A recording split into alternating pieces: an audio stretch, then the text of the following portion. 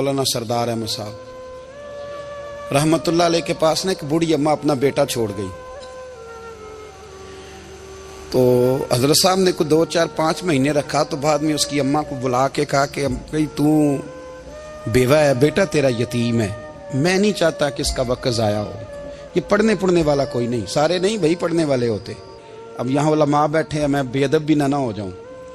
कुछ पूरे 8 साल लगा के भी आ जाते हैं, सनद भी उनके पास होती है। नाराज ना हो जाना, ये तो सब अच्छे लोग हैं। सनद होती है पर पता पुता कोई नहीं होता। ये आला हजरत ने लिखी है बात। सनद होती है, पूरी डिग्री होती है, उस पर कई लोगों के साइन भी होते हैं। तो बहुत सारे तालिब इल्म ऐसे होते हैं जो मदारस में कहते हैं मैं फाजल फलां हूँ, लेकिन कोई शय पास। तो मौलाना सरदार अहमद साहब मुहद्दिस आज़म पाकिस्तान रहमतुल्लाह अलैह उस बूढ़ी को कहने लगे तेरा बेटा कुंद देना है, पढ़ना पढ़ाना इसने कुछ भी नहीं, तो यतीम बच्चा है, कल को तो कहेगी कि मेरे बेटे ने वक्त ज़ाया किया तो वापस ले जा। बूढ़ी अम्मा रोने लग गई, कहने लगी मैं पढ़ाने तो नहीं लाई थी, मैं तो आपको रब का वली समझती हूँ, मैं तो नौकरी कराने लाई थी। नौकरी हजरत अनस बिन मालिक कहते हैं मेरी अम्मा भी हुजूर की बारगाह में दे गई थी। तो हुजूर की बारगाह में ये नहीं कहा था कि या रसूलल्लाह पढ़ा दें, हाँ हाँ मैं जिम्मेदारी से बात कर रहा हूँ। ये नहीं कहा था हुजूर मुजाहिद बना दें, ये थोड़ी कहा था कि या रसूलल्लाह सल्लल्लाहु तआला अलैहि वसल्लम से मुफस्सिर मुहद्दिस मुहक्किक मुफ्ती बना दें। हजरत अनस की अम्मा कह गई थी सोनिया जब तक ये रहेगा ना आपकी नौकरी करेगा, ये घर के काम काज करेगा, ड्यूटी करेगा, हुजूर ये आपकी नौकरी करेगा। तो मेरे महबूब ने फिर दुआ कर दी, अल्लाह इसे बरकत अता फरमा। तू समझता है खिदमत वाला खाली रह जाता है? जितना जायका खिदमत वाले को मिलता है, जो उसके नसीब में आता है, वो किसी का नसीब कहां भाई। हजरत अनस कहते हैं हुजूर ने दुआ कर दी, बरकत की।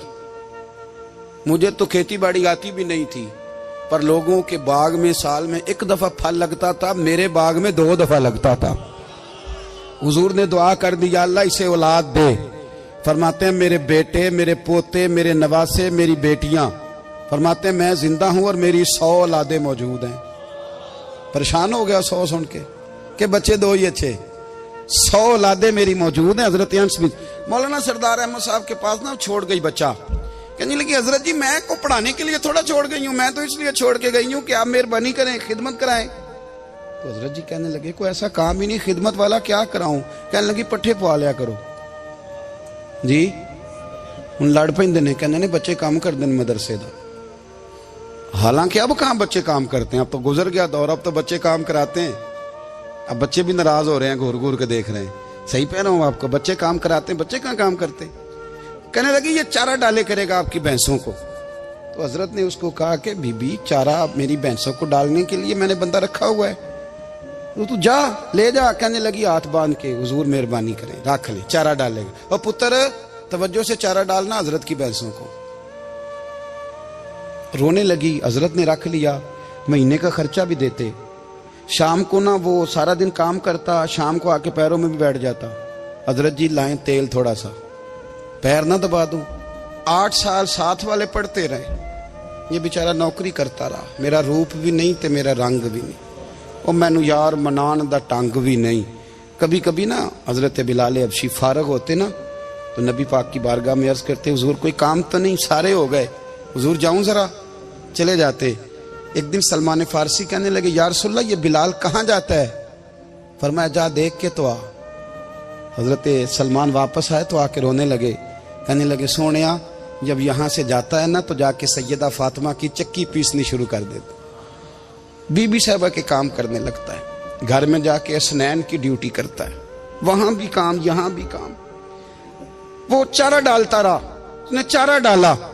हजरत मुहद्दिस आज़म की भैंसों को दस्तारे फजीलत का वक्त आ गया, सारे पगड़ियां सजा के आ गए, आज दस्तार होगी। ये ना पीछे होके बैठ गया, चूंकि पढ़ा ही नहीं था तो दस्तार का है कि दस्तार तो उसकी जो पढ़ेगा, हमने तो पढ़ा ही नहीं, हमने तो यार पढ़ा, घर पढ़ा, ड्यूटी करी। हजरत मुहद्दिस आज़म रहमतुल्लाह अलैह के यहाँ जब ऐलान होने लगा ना कि अब दस्तार होगी, तो हजरत ने पहला ऐलान उसका फरमाया। तो मजा वाला बंदा कपड़े भी कदी कदी बदलता है ना, वो कहते जिस हाल में भी था मैं पलट के देखने लगा कि पढ़ा पढ़ाया तो है, कोई शय नहीं। तो ये माजरा क्या है, पीछे से उठ के आए तो कहते हैं बाकियों की दस्तार किसी आलिम ने की, किसी सूफी ने की, लेकिन ये भैंसों को चारा डालने वाला जब आया तो मुहद्दिस आदम ने फरमाया पगड़ी के बाल को कोई हाथ ना लगाए, ये सारी दस्तार मैंने करनी है। और फरमाते हैं हजरत बाल भी देते जाते थे और आंसू भी बहाते जाते थे, माथा भी चूमते थे और फरमाते थे दस्तार के बाद चला तो नहीं जाएगा यार, मुझे तो इबादत भी नहीं रह गई, मुझे तो चाबियों को भी नहीं पता कौन सी कहाँ रहती है, जाएगा तो नहीं तू? तो रो पड़ा, कहने लगा सोने जाए तो वो जिसके पल्ले कुछ है हो, आता जाता तो है कुछ नहीं, मुझे किसने रखना है, मैंने कहाँ जाना है, इधर कहा तो इधर ही रहूंगा। उस तालिब इल्म के सारे उस्ताद भाई कहते हैं उसने दस्तार कराई, पढ़ा पढ़ाया कुछ नहीं, पर जो मसला अड़ जाता था ना, वो जो अड़ जाता था ना, वो जाके उससे पूछते थे तो किताबें खोलने की जरूरत नहीं पड़ती थी। मौलाना अमजद अली साहब आजमी रहमतुल्लाह अलैह फरमाते हैं यकदम आला हजरत का दरवाजा खुला, ये भी मेरे आला हजरत की जिंदगी है, इसे भी देख, यकदम दरवाजा खुला तो बूढ़े इमाम के पैरों में जूता कोई नहीं और आला हजरत सर पट दौड़े। मैं करीब गया, मैंने कहा हुजूर मैं सदके जाऊं, कहां जा रहे हो?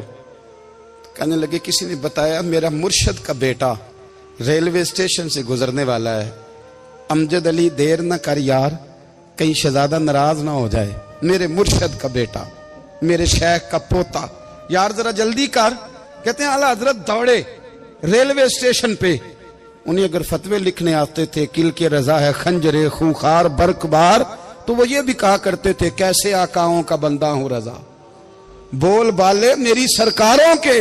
दौड़े गए रेलवे स्टेशन पे और बूढ़े शेख सदरुल शरिया कहते हैं मैंने कहा हुजूर मैं ना चला जाऊं?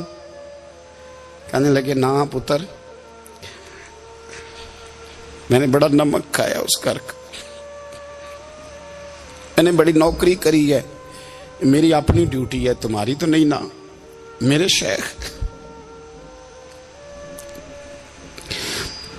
फरमाते रेलवे स्टेशन पे हजरत खड़े हैं तो एक मुसाफिर उतरता, उसके करीब जाते अदब से सलाम लेते तो कहते मारेरा शरीफ से तो नहीं कोई आया?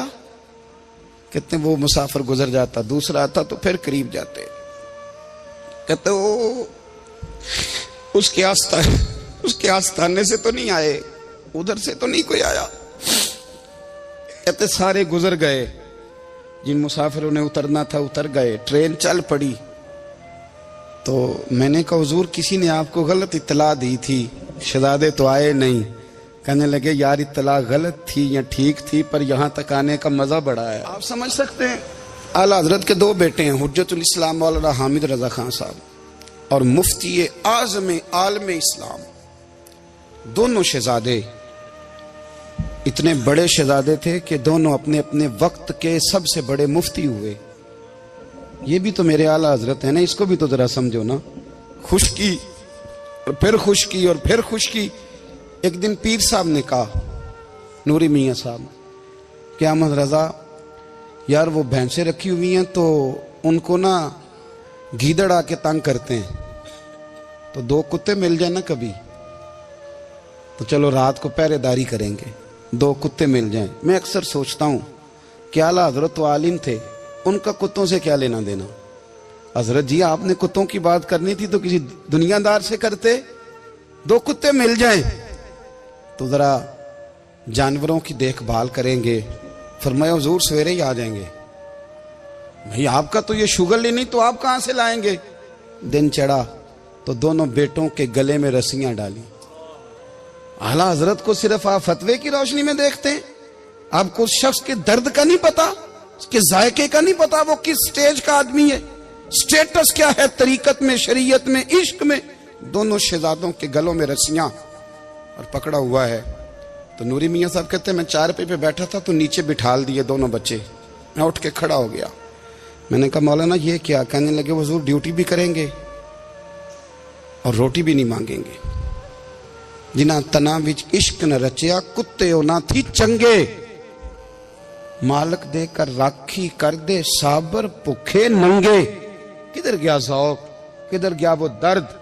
और फिर जब बारी आई रसूलुल्लाह के प्यार की, जब बारी आई नबी पाक की मोहब्बत की, तो फिर फाजिल बरेलवी का कद अगर लिखने में कमाल है ना, तो महबूब के प्यार करने में भी कमाल है। उन्होंने ना सारी जिंदगी, यानी सारी जिंदगी ये कह के गुजार दी कि इश्क तेरे सदके जलने से छुटे सस्ते, जो आग बुझा देगी वो आग लगाई है। एक सैयद साहब थे, मकान बन रहा था आला हजरत का, तो सामने ना बिल्कुल लाइब्रेरी थी। तो जब मकान बन रहा होता है तो तब सारे मिस्त्री मजदूर अंदर ही होते हैं, तो सबका आना जाना था, सब लोग आते जाते थे बिला झिझक। तो वो सैयद साहब भी एक दिन आ गए, सामने लाइब्रेरी में मिले, फिर चले गए। कुछ दिनों के बाद घर मुकम्मल हो गया, अब औरतें भी आ गईं। तो शाह जी को पता नहीं था, वो पुराना ही माहौल समझ के ना, मौलाना जफरुद्दीन बिहारी कहते हैं पुराना ही माहौल समझ के तो अंदर आ गए। और जैसे ही अंदर दाखिल हुए, सामने घर की औरतें देखी, तो शाह जी माजरत माजरत माजरत करते परेशान हो गए। और फिर जब दोबारा पलटने लगे तो आला हजरत दौड़ के गए, हाथ चूमे, कहने लगे शाह जी आपको तो पता नहीं था, और आप मेहरबानी करें ये माजरत वाला लफ्ज वापस लें। ये मेरे घर की औरतें नहीं, ये तो सैयदों की बांदियां हैं, ये तो नौकरानियां हैं। तो आप मेहरबानी करें, ये अंदाज आपका जो है ये दुरुस्त नहीं, आप मेहरबानी फरमाएं अंदर आए। और फिर सारे खानदान को लेके पर्दे के पीछे खड़ा किया और कहने लगे शाह जी को गलती लग गई, उन्होंने हमसे माजरत की, अब हम सारे मिलके उनसे माजरत करेंगे, इसलिए कि ये रसूलुल्लाह का खानदान। यार थोड़ा बहुत 2-4 लफ्ज जिस बंदे को आ जाए ना, 2-4 लफ्ज, मैं जाती तौर पे ना, आपको पता है मैं तो नात खानों से तो हमारी बनती नहीं, बहुत सारे नात खान तो हमें वैसे ही नहीं। मैं कहता हूँ नात आने दे जाने का नाम नहीं, नात तो कलाम का नाम है। किसी बुजुर्ग की बात पढ़ो, कोई मतलब उसमें कुछ ज़ौक़ हो, कोई दर्द हो, ये क्या बात हुई जो आजकल काम शुरू है। लेकिन आपको पता है हम नात खां की भी इज्जत करते हैं। मैं जिस नात खां से नात सुनता हूँ, मैं दिल की कल्ब की गहराई से उसका हया करता हूँ, मैं इकराम करता हूँ, अल्लाह जानता, मैं एजाज देता हूँ, इसलिए कि मैं समझता हूँ ये जब बोलता है ना तो मुझे मदीने वाले की याद आती, ये नबी करीम की याद दिलाता है, तो इसका एजाज है। आला हजरत फाजिल बरेलवी रहमतुल्लाह ताला अलैह ने नबी करीम से मोहब्बत की और हुजूर सैयद आलम सल्लल्लाहु अलैहि वसल्लम से ताल्लुक रखने वाली हर शय से मोहब्बत की। उन्होंने अपने ज़ौक़ को कभी फीका नहीं पड़ने दिया। सारी जिंदगी रसूलुल्लाह सल्लल्लाहु अलैहि वसल्लम का प्यार। थोड़े 2-4 लफ्ज मेरी तरह किसी शख्स को आ जाएं तो वो अदब अदाब के दायरों से निकल जाता है। वो हर चीज को किलो काल के जायके में रखता है। इसलिए मुल्ला रूमी फरमाया करते थे, सेठ आदमी हो ना, जेब में पैसे हो तो उसका पीर कोई नहीं होता। अगर कोई ओहदा मिल जाए, बंदा किसी दर्जे पे पहुंच जाए तो उस बंदे का भी मुर्शद है। और अगर 4 लफ्ज पढ़ जाए तो अक्सर मेरी तरह के बंदे खलीफे होते हैं, मुरीद नहीं होते। नाराज तो नहीं हो गए आप लोग? मेरी तरह के लोग ना खलीफे होते हैं, बताते हैं 14 जगह का खलीफा हूं तो सवाल ये है कि गुलाम किसका है? मेरी खिलाफते। ओ खुदा के बंदे, गुलामी असल चीज है। आला हजरत फाजिल बरेलवी रहमतुल्लाह ताला अलैह ना लोगों से पूछते, जब कोई मदीने से आता, मक्के से आता, हज करके आता तो पूछते मदीने गए थे? सदरुल शरिया रहमतुल्लाह अलैह फरमाते हैं, किसी ने कान में आके कहा हुजूर वो मोची हज करके आया। पक्की बात है हुजूर? हाँ। फरमाया चलो चलें। हजरत जी वो लिखना नहीं, तो मैं आके देखते हैं। हजरत मेहमान, ओए आके देखते हैं। कहते दौड़ने लगे, वो जूते गांठ रहा था। जाके पूछा हज करके आए हो? कहा हाँ। मदीना शरीफ गए थे? वो जिस बंदे के पास लोग तारीखें लेने जाएं तो टाइम ना मिले, भाई आज मदीने गए थे? कहने लगा जी बड़ा करम किया सरकार ने, मैं तो 1.5 महीना रह के आया हूं। कहते हैं जुब्बा कहीं, पगड़ी कहीं, कलम कहीं, शागिर्द कहीं, मुरीद कहीं, और अंदर नहीं, हुजरे के अंदर छुप के किसी की तादीम नहीं, चौक में मोची जूते गांठने वाला दुनिया देख रही है। आला हजरत झुके और मोची के पैर चूमने शुरू कर दिए। लोग पकड़ दें, हुजूर ये क्या? वो भी पैर, कहने लगे पीछे हट जाओ। ये वो कदम है जो मेरे मुस्तफा करीम के दरे दौलत से होके आए। हरम की जमीन और कदम रख के चलना, अरे सर का मौका है वो जाने वाले। ये जायका, ये दर्द। तो आला हजरत ने ना ज़ौक़ वाली जिंदगी गुजारी, अदब वाली जिंदगी गुजारी, प्रेम वाला वक्त गुजारा, इश्क वाला वक्त गुजारा। हजरत बिलाल हबशी कभी सिपा सालार बने थे किसी जंग में, किसी सूबे के गवर्नर बने हो? बोलो तो सही यार। उनका तारुफ क्या था? नबी करीम के गुलाम। हुजूर के ना जो जाती मामलात थे ना, 20 अंसारी नौजवान थे जो हर वक्त नबी पाक के पास खड़े रहते थे कि हुजूर को हुक्म करें। 20 और 34 से लेकर 40 तक गुलाम हर वक्त हुजूर की बारगाह में रहते। हजरत बिलाल हुजूर के जाती मामलात की खिदमत करते थे। कोई ऐसी वो जो तबलीग की या दावत की या जंग की या जिहाद की कोई ड्यूटी नहीं वो करते, जाती खिदमत सरकार की। हजरत उमर फारूक वो शख्स हैं कि जिन्होंने कभी किसी बंदे को खातर में नहीं लाए वो, लेकिन जब हजरत बिलाल आते थे ना तो जनाब उमर उठ के खड़े होते थे, कुर्सी छोड़ते थे और फिर एक नारा लगाते थे, कहते थे या बिलाल अंता सैयदुना, बिलाल तू हमारा सरदार है यार, तू हमारा। यानी इश्क का ज़ौक पूरा करना उन्हें भी आता था। इसलिए मेरा मशवरा है, मेरी राय है, और जो मेरा हुक्म मानने वाले हैं उनके लिए मेरा हुक्म है कि ज़ौक ना कभी भी खराब करना, कभी भी ना ज़ौक ना खराब करना, अपना लुत्फ। मैंने कई दफ़ा, मैं पहली दफ़ा मदीना शरीफ हाजिर हुआ तो एक बाबा जी मेरे आगे आगे थे, तो उनको ना धक्के मार रहा था। वो सामने खड़े होते हैं ना, अल्लाह खैर फरमाए, अपनी अपनी ड्यूटियां ना, उनकी भी एक ड्यूटी है ना जी। तो वो धक्के मार रहा था तो बाबा उसे कह रहा था तेरी खैर होवे पहरेदारा, रोजे दी जाली चुम लैन दे। उन्हें फिर धक्का मारिया तो फिर उन्हें कहता तेरी खैर होवे पहरेदारा। मैंने, वो बिल्कुल अनपढ़ बाबा जी थे पर मुझे उन्होंने बहुत बड़ी बात समझा दी, मैंने उनसे बड़ा सीखा, मिंबर पे जिक्र कर रहा हूं। वो तीसरी दफा फिर धक्का मारा, तेरी खैर होवे पहरेदारा, रोजे दी जाली।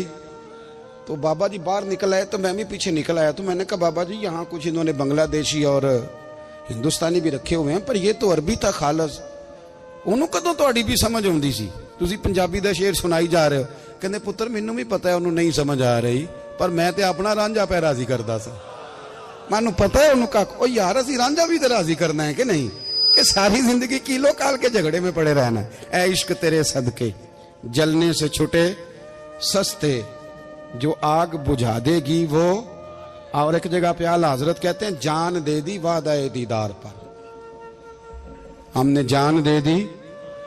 हाँ, खाली उसने वादा किया था कि आऊंगा, आया नहीं था, पर जान हमने पहले दे दी।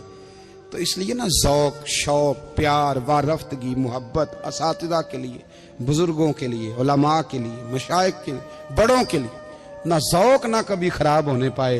अल्लाह आपको सलामत रखे। और कुछ दुआएं मैंने दे दी हैं, कुछ अल्लाह जानता है मेरे दिल में हैं, वो मैं देता रहता हूँ। अल्लाह आपको हमेशा शाद व आबाद फरमाए।